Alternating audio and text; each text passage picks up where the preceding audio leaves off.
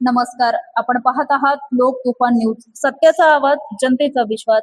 Drug inspector भरतीतील कथित पेपरफुटीवर जालन्यात काँग्रेस आक्रमक. मंत्री दादा भुसे यांच्या राजीनाम्याची मागणी. जालना जिल्हाधिकारी यांना निवेदन. उच्चस्तरीय चौकशी करून दोषींवर कठोर कारवाईची मागणी. महाराष्ट्रातील ड्रग इन्स्पेक्टर भरती परीक्षेतील कथित पेपरफुटीमुळे आणि यापूर्वी घडलेल्या टीईटी सह विविध भरती परीक्षातील गैरव्यवहाराविरोधात जालना जिल्हा काँग्रेस कमिटीने आक्रमक भूमिका घेतली आहे. जालना महानगर जिल्हाध्यक्ष डॉक्टर विशाल पंडितराव घाडगे यांच्या नेतृत्वाखाली काँग्रेसच्या शिष्टमंडळाने जिल्हाधिकारी यांना निवेदन देऊन संपूर्ण प्रकरणाची उच्चस्तरीय चौकशी करण्याची मागणी केली.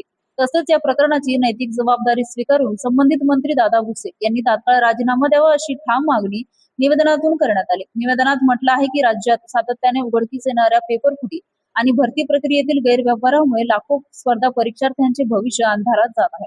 अनेक वर्ष मेहनत घेणाऱ्या विद्यार्थ्यांचा शासनाच्या भरती प्रक्रियेवरील विश्वास डळमळीत झाला असून दोषींना कठोर शिक्षा न झाल्यास अशा घटना पुन्हा घडत राहतील अशी भीती व्यक्त करण्यात आली. काँग्रेसने सरकारकडे ड्रग इन्स्पेक्टर भरतीतील कथित पेपरफुटीची उच्चस्तरीय न्यायालयीन चौकशी, गैरव्यवहारात सहभागी अधिकारी, कर्मचारी व दलालांवर कठोर फौजदारी कारवाई, भरती प्रक्रिया पूर्णपणे पारदर्शक व तंत्रज्ञान आधारित करण्याची मागणी केली आहे.